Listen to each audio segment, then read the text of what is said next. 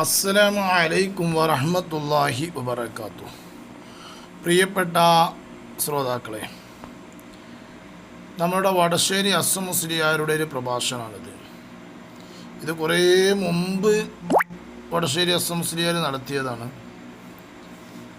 ഇന്ന് കുറച്ചൊക്കെ പ്രായമൊക്കെയായി, അന്ന് നല്ല സമയത്തുള്ളൊരു പ്രസംഗമാണ്. പക്ഷേ ഓരോന്നിൻ്റെയും വരികൾ ഒന്നും ഒഴിവാക്കാനില്ല. ഓരോന്നും അത് സത്യമാണ്. ഓരോ വിഷയങ്ങളും മൂപ്പര പറയുന്ന വിഷയത്തിൽ സത്യസന്ധമായിട്ടാണ് പറയുന്നത്. കേട്ടാൽ നമുക്കറിയാം, അങ്ങനെ തന്നെയാണ് ലീഗിൻ്റെ ഒരു കാട്ടിക്കൂട്ടലുണ്ടായിരുന്നത്. ഇപ്പോഴും ഏതാണ്ട് ആ ശൈലിയൊക്കെ തന്നെയാണ്. പക്ഷേ ഇപ്പോൾ കുറേ അനാവശ്യങ്ങൾ പറയലൊക്കെ കുറേയൊക്കെ നിന്നിട്ടുണ്ട്. ചില അന്തല്ലാത്ത ആളുകൾ മാത്രമേ ഉള്ളൂ ഇപ്പോൾ എന്ന് മനസ്സിലാവും. ഏതായാലും വടശ്ശേരി അസം മുസ്ലിയാരുടെ ആ പ്രസംഗം ഒന്ന് കേട്ടു നോക്കൂ. കേട്ടാൽ പിന്നെയും അത് കേൾക്കാൻ തോന്നും. ഒന്ന് കേട്ടു നോക്കൂ. ഈ ലീഗ് അവര് ലീഗറിനെ തജ്സ്കരിക്കണ ഖുർആന്റെ നടുക്കഷ്ണല്ലേ ജങ്ങള്. ലീഗ് മാത്രം ഇസ്ലാം, അവര് മാത്രം മുസ്ലിം, അവർക്ക് മാത്രം ഹറം, അവർക്ക് മാത്രം പള്ളി. ഈ രാജ്യത്തെ രാഷ്ട്രീയ കക്ഷികള് എല്ലാം നമ്മള് ഒരുപോലെ കണ്ടാ മതി. എല്ലാരും ഒരുപോലെയാണ്. CPM ആയിട്ട് വലിയ ഗുണമുള്ളതല്ല, ലീഗായിട്ട് വലിയ മുന്തിയുമല്ല, ഒക്കെ അങ്ങനെ കണക്ക്. അങ്ങനെയാണ് നമ്മളെ സംബന്ധിച്ചോളം. ഇതിൽ നമുക്കാരാണ് നമ്മളെ കാര്യങ്ങൾക്ക് എതിരാകാത്തത്? ആ വിഷയത്തിൽ അവരെ സഹായിക്കുക എന്ന് മാത്രമേ നമ്മളുള്ളൂ. നമ്മൾ സഹായിക്കുന്നത് തന്നെ സ്ഥായിയായ സഹായമല്ല, സ്ഥിരമായ സഹായമല്ല, സഹായിച്ചതിന് മാത്രമുള്ള സഹായമാണ്. ഇല്ലെങ്കിൽ എന്താ ഇപ്പൊ വോട്ട് മാറി ചെയ്യാൻ നമുക്ക് വല്ല പ്രയാസമുണ്ടോ? ഒരു വസ്തുണ്ട്. നമ്മളിന് ആർക്കും ഒരു എഗ്രിമെന്റ് ഒന്നും എഴുതിയിട്ടില്ലല്ലോ, ഒരു എഗ്രിമെന്റും എഴുതിയിട്ടില്ല. സുന്നികൾക്ക് ഒരു ഗുണം ചെയ്യില്ല, പക്ഷേ വോട്ട് സുന്നികൾക്ക് വേണം. ഒരു സമ്മേളനം നടത്തിയവരെ അതിന്റെ ആനുകൂല്യം അവർക്ക് വേണം. അപ്പൊ ആകെ നമുക്ക് ഉണ്ടായിരുന്ന പട്ടിക്കാട്ട് സമ്മേളനം ഉണ്ടാകാം, ഇടയ്ക്കൊരു താലൂക്ക് സമ്മേളനം ഉണ്ടാവും. പട്ടിക്കാട് സമ്മേളനം നമുക്കല്ല, അധ്യക്ഷൻ ലീഗിന്റെ പ്രസിഡന്റ്, ഉദ്ഘാടനം ലീഗിന്റെ മന്ത്രി, മുഖ്യപ്രസംഗം ലീഗിന്റെ MP. പിന്നെ മുസ്ലിംമാർക്ക് എന്താ പണി? അത് സ്വാഗതവും നന്ദിയും പറയലാണ്. അത് സ്വാഗതം പറയുമ്പോഴൊക്കെ നമ്മളാണ് എത്തിപ്പെടൂല, നന്ദി ആകുമ്പോഴൊക്കെ നമ്മൾ പോരും ചെയ്യും. പിന്നെ ഈ മുസ്ലിംമാരെന്താ പറഞ്ഞെന്ന് പൊതുവെ നമ്മൾ കേൾക്കലില്ല. രാവിലെ ചന്ദ്രിക കണ്ടിട്ട് എടുത്ത റഹ്മാനായ റബ്ബെ CH ചൂണ്ടിക്കാട്ടി, സേട്ടു സാഹിബ് വരച്ചു കാട്ടി. ഇവരെ കൊരക്കലും വിരക്കലും ചാടലും അല്ലാതെ മുസ്ലിംമാരെന്ത് പറഞ്ഞു അതിവര് അനുവദിക്കൂല. എന്നാൽ AP അബൂബക്കർ മുസ്ലിയാർ വന്ന ശേഷം 78 SYSന്റെ ഒരു സമ്മേളനം വരിക കോഴിക്കോട്. അപ്പൊ മൂപ്പര് പറഞ്ഞു, അധ്യക്ഷനാരാ? അധ്യക്ഷൻ കണ്ണിയത്ത്. ഉദ്ഘാടനാരാ? ഉദ്ഘാടനം EK അബൂബക്കർ മുസ്ലിയാർ. അത് ശരി. അപ്പൊ മറ്റവർക്ക് ഓർക്ക് മാത്രമല്ല, എല്ലാവരും വന്നോട്ടെ. ഇവിടെ ഒരുപാട് രാഷ്ട്രീയ സംഘടനകളില്ലേ, എല്ലാവരും വന്നു പോയിക്കോട്ടെ, ഓരോ സൗകര്യം പോലെ വന്നു പോയിക്കോട്ടെ. അതിനൊരു സെമിനാറോ സിമ്പോസിയോ വെക്കുക, എല്ലാവരും വന്നോട്ടെ. ഒരു പാർട്ടിന് മതം പറയുന്ന കാര്യത്തിൽ രാഷ്ട്രീയക്കാരൻ വന്ന് മത്സര പറയണ്ട. പണ്ഡിതന്മാരോട് എനിക്കൊരു കാര്യം ഉപദേശിക്കാറുണ്ട്, നിങ്ങളാരും ഗ്രന്ഥം ചുമക്കുന്ന കഴുതകളാകരുത്. ആരോട്? കണ്ണീയത്തിനെ പോലുള്ള ആൾക്കാരെ ഇരുത്തിയിട്ട് CHന്റെ പ്രസംഗം അതൊക്കെ ഇപ്പൊ ഇങ്ങനെ മേശമരം ഇങ്ങനെ കവുന്ന് കിടക്കല. എനിക്കൊരു കാര്യമേ പറയാറുള്ളൂ, നിങ്ങളാരും ഗ്രന്ഥം ചുമക്കുന്ന കഴുതകളാകാൻ പാടില്ലോ. അതൊക്കെ സാധുക്കള് എന്നാ കൈതി ആണ്ടാന്നുള്ള കേട്ടങ്ങള് അവളുടെ അറിയ പോലും ചെയ്യും. ഇവരാക്കി അയച്ചലാണ്. ഇത് സമസ്ത, അത് മുസ്ലിങ്ങളെ ആത്മീയ സംഘടനയാണ്.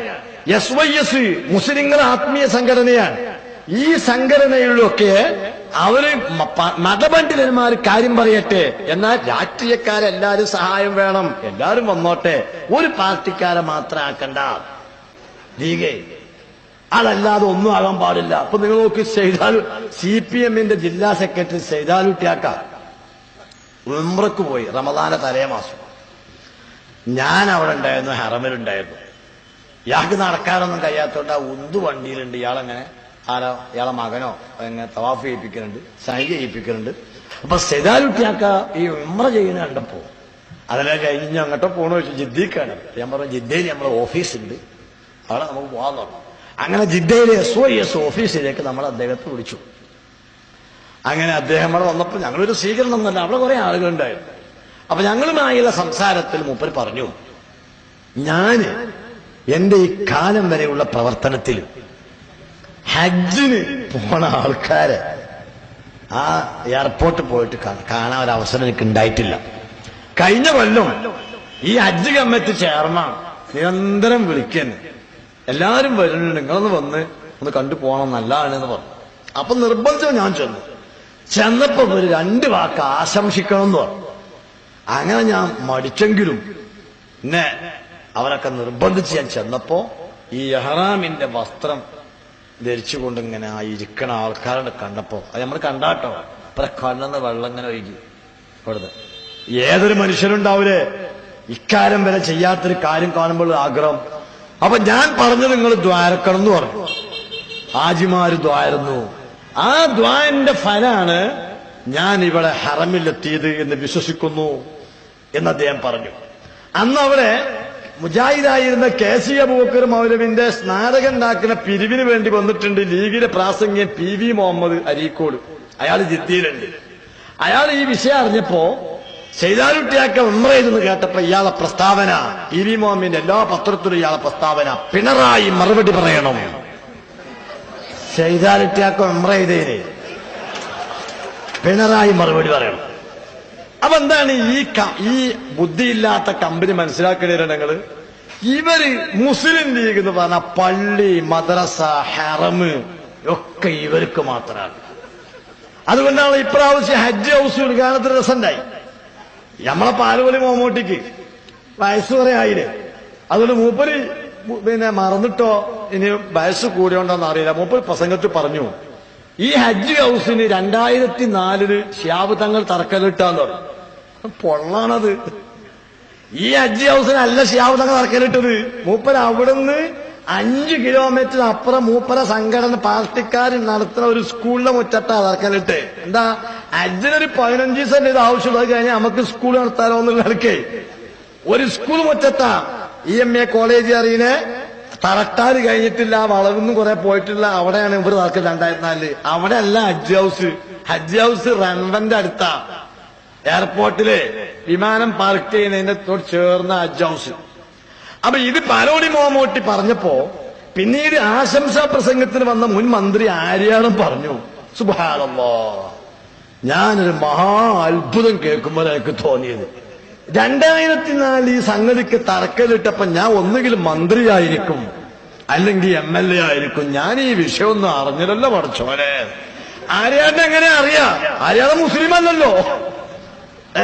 മുസ്ലിം ആരാ? ലീഗ് മാത്രം ഇസ്ലാം, അവര് മാത്രം മുസ്ലിം, അവർക്ക് മാത്രം ഹറമ്, അവർക്ക് മാത്രം പള്ളി.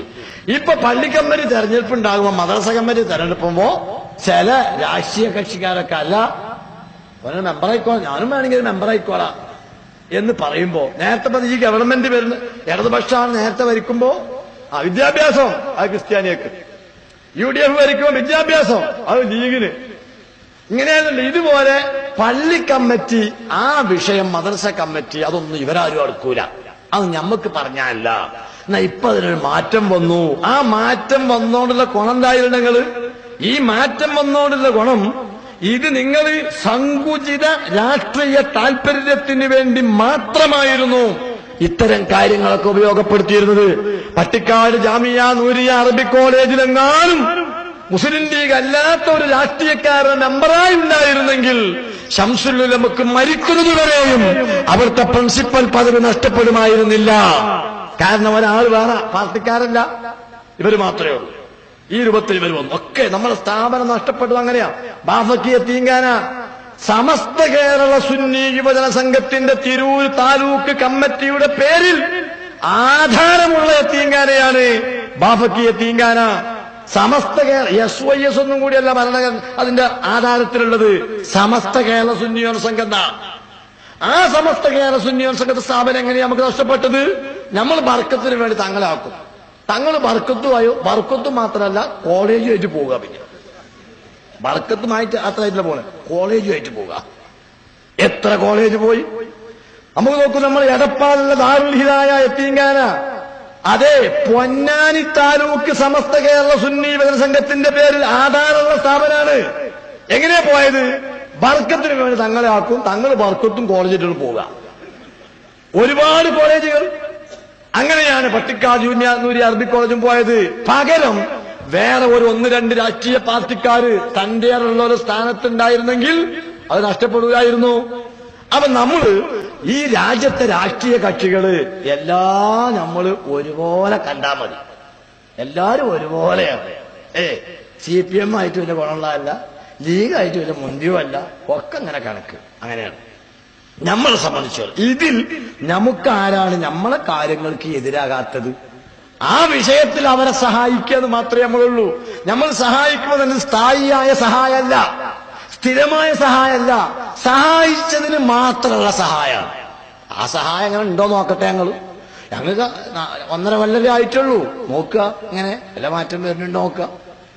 ഇല്ലെങ്കിൽ എന്താ ഇപ്പൊ വോട്ട് മാറി ചെയ്യാൻ നമുക്ക് വല്ല പ്രയാസമുണ്ടോ? ഒരു വസ്തുവല്ല. നമ്മളിന് ആർക്കും ഒരു എഗ്രിമെന്റ് ഒന്നും എഴുതിയിട്ടില്ലല്ലോ. ഒരു എഗ്രിമെന്റും എഴുതിയിട്ടില്ല. കഴിഞ്ഞ തെരഞ്ഞെടുപ്പ് സമയത്ത് നമ്മൾ വോട്ട് ചോദിച്ചപ്പോൾ അതിന്റെ പേരിൽ ഒരു വണ്ടിക്ക് എണ്ണ അടിക്കാൻ പോലും ആരോടും പൈസ വാങ്ങിയിട്ടില്ല. നമുക്ക് ആരുടെ പ്രതിബദ്ധത അല്ലല്ലോ. അപ്പൊ അതുകൊണ്ട് ഞാൻ പറയുന്നത് സഹോദരന്മാരെ, ഇതൊക്കെ താൽക്കാലിക സംവിധാനങ്ങളാണ്.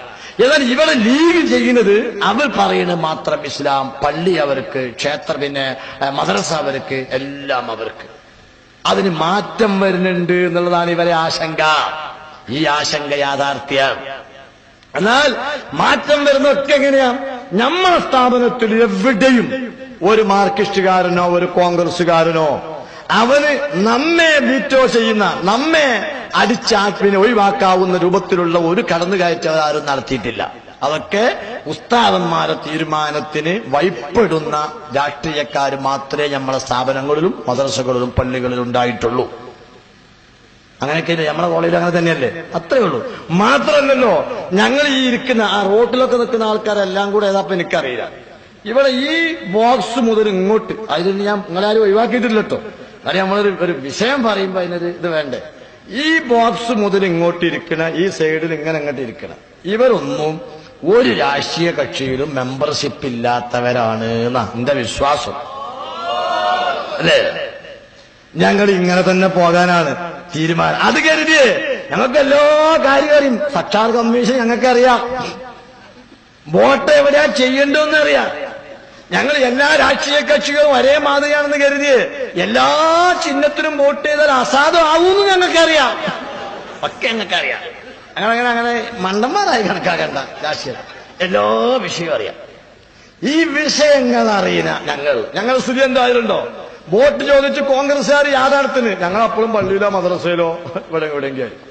മാർക്സിസ്റ്റുകാർ യാഥാർത്ഥ്യന്നു, ലീഗുകാർ യാഥാർത്ഥ്യന്നു. ഞങ്ങൾ ഇങ്ങനെ നോക്കിങ്ങനെ നിൽക്കും. നല്ല ജാഥട്ടോ, നല്ല വിഷയം തന്നെയാണ്. ഞങ്ങൾ വോട്ട് ചെയ്യണ അന്ന് രാവിലെ കൂടി ആലോചിച്ച് തീരുമാനം നേതാക്കന്മാർ പറയും. ആ മണ്ഡലത്തിൽ ഇന്നാക്കി ചെയ്താൽ മതി, ഈ മണ്ഡലത്തിൽ ഇന്നാക്കാണ്, ഈ മണ്ഡലത്തിൽ ഇന്ന ആള്, പക്ഷെ ആ പാർട്ടിക്കാരനല്ല മറ്റേ മണ്ഡലത്തിൽ ഇന്നൊക്കെ വോട്ട് ചെയ്തോളി. ഇതിന്റെ തീരുമാനമൊക്കെ നമ്മൾ ചിലപ്പോൾ നമ്മൾ മൊത്തം കേരളത്തിൽ ഒറ്റ കക്ഷിക്കാണെന്നും പറയും. അതൊക്കെ അന്ന് പറയും. അടുത്ത തെരഞ്ഞെടുപ്പ് ആർക്കാ വോട്ട് ഇതുവരെ